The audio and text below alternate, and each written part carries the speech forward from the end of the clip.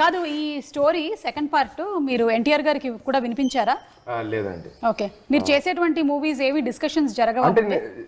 చెప్పడం అవన్నీ చెప్తాను నేను, ఈ పలానా ప్రాజెక్ట్ వచ్చింది ఇది చేద్దాం అనుకుంటున్నాను, ఆయన కూడా సజెషన్స్ ఇస్తారు. ఓకే, కాకపోతే కథ మొత్తం విని అదంతా ఆయన తీసుకోరనమాట, నాకు బాధ్యత వదులుతారు.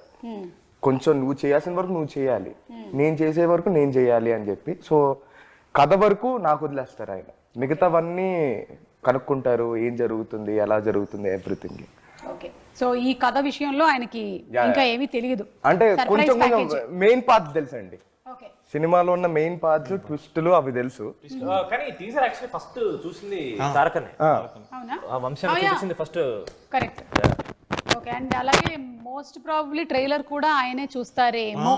అంతే ట్రెడిషన్ ఫాలోయింగ్. కళ్యాణ్ గారు, సాంగ్స్ ఎలా మీరు ఇంత కరెక్ట్ మీటర్ లో పట్టగలుగుతున్నారు? మీకు సాంగ్స్ అండ్ డాన్స్ మీద మంచి అవగాహన ఉందా?